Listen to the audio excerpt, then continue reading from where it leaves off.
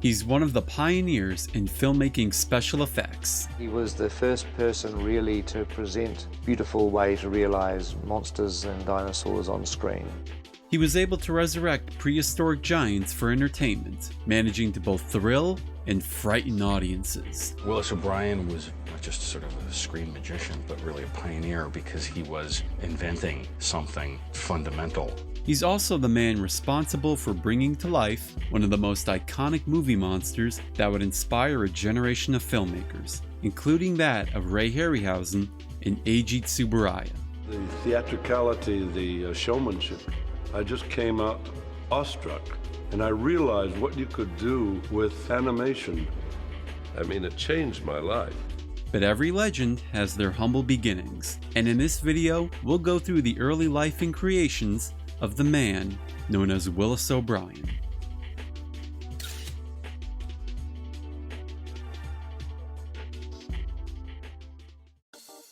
As the 19th century draws closer to its end, a new form of entertainment emerges from the horizon, called motion pictures, or as we commonly call them today, movies. The birth of cinema can be credited as a happy accident involving a wager on whether a horse can stay in the air for a split second.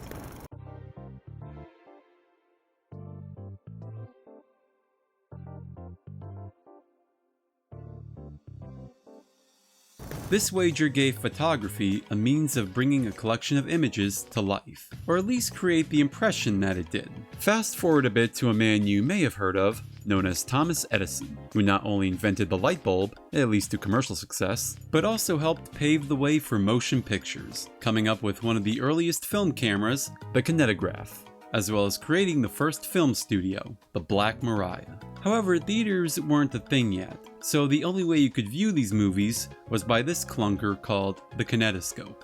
Movies at the time, though, didn't have any complex narratives, or really any stories whatsoever. They were just random acts of activities, and the films were only a few seconds long. Nonetheless, the idea of moving pictures was revolutionary at the time, and people lined up just to watch things like cat boxing.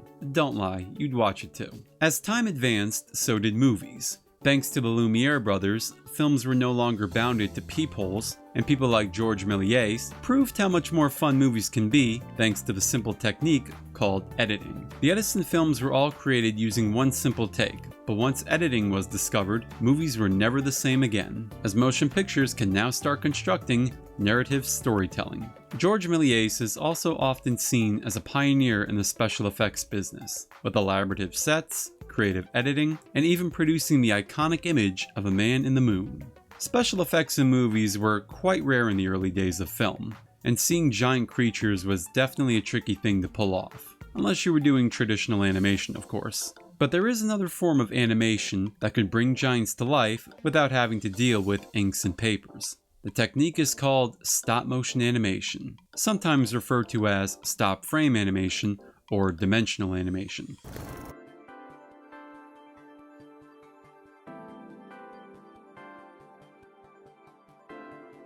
Stop-motion animation is a film trick that brings inanimate objects to life, thanks to the illusion of movement, simply by having a model on camera and carefully changing its position, shoot a single frame of film, and repeat the process. Stop-motion animation is a very time-consuming job, as something as short as a 5-minute long scene could have taken hours or even days to produce, depending on the complexity of the scene. And you also have to keep an eye on things like lighting and the setting just to keep things consistent frame by frame. Stop motion would also be used frequently throughout the early days of cinema, often being the trick to pull off the impossible. The advent of CGI has largely replaced the art, but stop motion still does get used even today, mostly as a stylistic choice on animated films, but it just goes to show you how timeless the art really is. When you often hear about stop motion, the name Ray Harryhausen will most likely pop up, as the man dedicated his entire career to the art. which he used to bring to life some of the most iconic movie monsters ever shown to film. You will be astonished on how many big-time names often credit Harryhausen as one of their inspirations to the world of filmmaking. From people like Spielberg to Lucas, from Burton to Del Toro, and the list goes on, with people often citing how Ray Harryhausen was such an influence on many filmmakers. But even Harryhausen had his own icon that he looked up to. And it's easy to say that, if not for this man, who knows if Harryhausen would have even been a name to be recognized. The person responsible for Ray's talent is a man named Willis O'Brien. On March 2nd, 1886, Willis Harold O'Brien was born in Oakland, California, where he would live with his parents and 5 siblings. At the age of 13, Obi runs away from home and becomes a drifter, taking on various jobs to get by in the coming years, such as a bartender, sports cartoonist, and a boxer, among others. One of these oddball occupations was that of a trail guide for a group of scientists from the University of Southern California, who wanted to search for fossils around the Crater Lake area. This sparked O'Brien's fascination for prehistoric creatures, as he got to watch the excavation unfold before his very eyes. It witnesses the fossilized remains of these now extinct animals. After a while, O'Brien took up work as a marble cutter in San Francisco. One day while working, O'Brien made some clay models of boxers in his spare time, when one of his coworkers saw the figures and suggested playing with them. Doing so sparked an idea with O'Brien, and he imagined a way that the clay figures could move independently. Later on, O'Brien would create more clay figures, this time of a dinosaur and a caveman. Wanting to experiment, Obi borrows a newsreel camera and goes to the roof of the Bank of Italy building, where he would place the figures on a provisional tabletop background, where he tries out the technique of stop-motion animation. It's not known if Obi picked up on stop motion from a prior film that used it. Regardless on the matter, it was the beginning of his path into the world of movies. Though the test animation was very amateurish, it did spark the interest of a man named Herman Wober, who was the owner of a Nickelodeon cinema.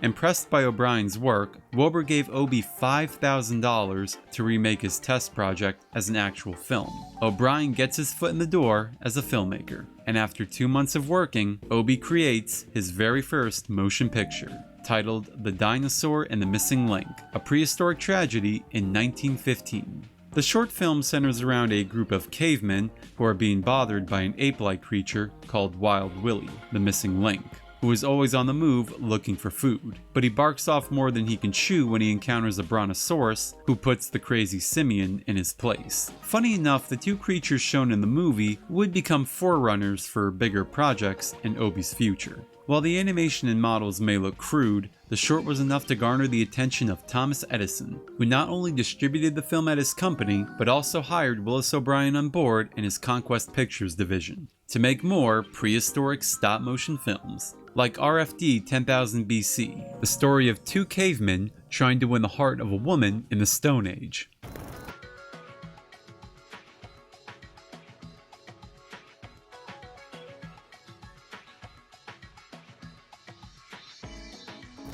And Prehistoric Poultry, a short film following a primordial bird flicking away a mischievous huntsman.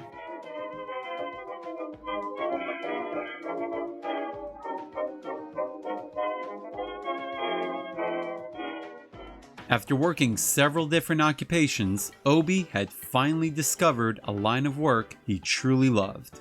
Unfortunately, the journey was about to take a bad rocky turn for the animator, starting with Obi being laid off from Edison's studio.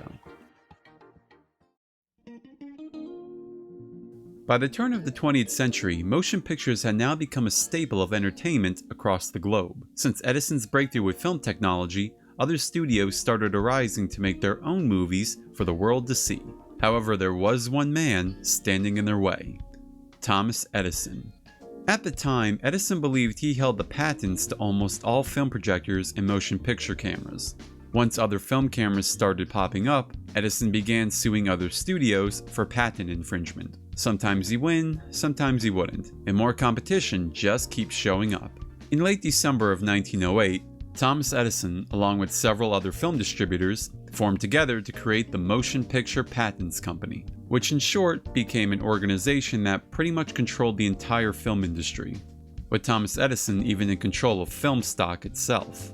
Feature-length movies were on the arise, but they were things Edison was trying to steer clear from, due to the popularity of Nickelodeons, which played the shorts done by Edison's company. Filmmakers who were not part of the MPPC were called independents, and they were very against the whole union the MPPC had created. Since Edison's studio was located in New Jersey, the independents rode to the West Coast away from Edison.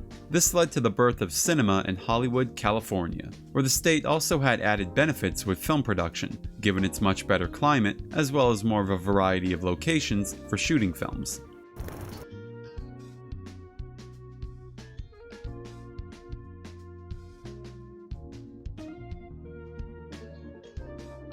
Not too long after, on October of 1915, the film businesses in Hollywood fought back against the MPPC in court, and won due to proving the MPPC guilty of antitrust violation, freeing Hollywood of the crazy rules set by the MPPC, while Edison and other licensed producers were accountable for paying treble damages to the harmed parties. Shortly after, on March 30th, 1918, after sitting as one of the leading film distributors for over 20 years, Thomas Edison resigns from the motion picture business after having dealt with both financial and legal troubles, leaving Edison to sell off his film company and lay off many of his staff, including Obie himself. Though he may be out of a job, he wouldn't stay away from clay dinosaurs for too long. Enter Herbert M Dolly, a former Army major who would then work at an automobile industry called Pierce Arrow Motors, becoming one of the company's leading designers. Soon after, Dolly leaves the world of motorized vehicles to start his own film studio in Chatham, New Jersey. His first picture would center around dinosaurs. Like Willis O'Brien, Dolly had a fascination for the extinct creatures, and creates his own models in a similar fashion to Obie's, which some said to have been 17 feet tall. After experimenting with stop motion, Dolly is ready to make his first movie, but before getting into production, he looks elsewhere for assistance on the project. Dolly soon discovers O'Brien's work and hires him on a 3-month contract as an assistant for an upcoming project, that being The Ghost of Slumber Mountain, released in 1918. The story is about a writer named Jack Holmes, played by Dolly himself, telling the story of his adventure on Slumber Mountain to his nephews. He explains his encounter with the ghost of a hermit known as Mad Dick, played by Willis O'Brien, who guides him to look through a magic telescope to see prehistoric creatures over the mountainside. As far as dinosaur movies go at the time, the creatures in Slumber Mountain have a much more realistic approach in their appearances when compared to that of the ones seen in O'Brien's early films. This was mostly due to the fact that the dinosaurs would be in the same world as the real people, even interacting with them towards the end. This would set the stage for most dinosaur films in the coming years, that often feature stop-motion dinosaurs encountering actors on screen together, even going all the way to the first Jurassic Park movie before most of the effects were changed to CGI, wowing audiences with the Brachiosaurus and of course the Tyrannosaurus. Speaking of which, this film also marks the cinematic debut of the Tyrant Lizard King, the Tyrannosaurus Rex, a creature that would go on to become the icon of dinosaurs. After the film's release, the movie would end up grossing $100,000 on a $3,000 budget, making it a financial success, and one of the highest grossing films of the year. O'Brien looks to be back on track in the film business. Or at least that's how one would think. Behind the scenes, O'Brien and Dolly would get into a complex relationship that would become infamously attached to this film's history. It is said during production that Dolly felt that O'Brien's work was dull, and didn't have the finesse Dolly was hoping for, causing him to step in and redo certain parts of the animation. On O'Brien's end, he felt it was difficult to work with Dolly, and was looking towards other places for work during production. Dolly even trimmed the film down from around 40 minutes to just 18 minutes after feeling the picture's length ran too long. Today, it is unknown what this trim footage could have been. But the biggest backstab comes when Dolly had removed Willis O'Brien's name from the credits, severing any type of connection he had with the picture, aside from his on-screen appearance. Despite O'Brien directing, co-writing, acting, and working on the effects, he receives no credit at all for the film. The story was often believed that Dolly purposely removed O'Brien's name to take full credit on the movie, and even gaining most of the profits, pinning Dolly as a spiteful man. However, evidence of the ordeal found as late as 2010 paints an entirely different picture on the subject. when old notes written by Dolly were discovered in a community theater Dolly had co-founded. According to a letter Dolly had written to Slumber Mountain's distributor, Paul H. Crumlin, Dolly tells about how O'Brien listed himself as the producer of the movie, while Dolly was away on a crucial matter. Once Dolly had come back and saw the credit, he was angered and removed O'Brien's name altogether. The notes also tell that Dolly did a majority of work in creating the picture. Despite many sources titling O'Brien as the director and writer, Dolly writes that he did most of the directing and writing, even commenting on how he made most of the dinosaur models for the film. Whatever the case may have been, it ended up with O'Brien going uncredited and Dolly coming out with most of the profits. After the film wrapped up, the two animators go their separate ways, with Dolly focusing on his next special effects picture, Along the Moonbeam Trail, released in 1920, which also features stop-motion dinosaurs, while O'Brien signs on with film producer Watterson Rothacker to make more stop-motion shorts as he did for Edison. However, Obie wanted to expand his line of work and move on from shorts to a true feature-length film, featuring his dinosaurs. Rothacker agrees to the ambitious proposal, and the two set course to create a movie based on a popular story by Sherlock Holmes writer Arthur Conan Doyle. Willis O'Brien was about to create a world where these prehistoric giants aren't just bound to grassy terrains and wastelands. Obie was about to embark into the tale of the lost world.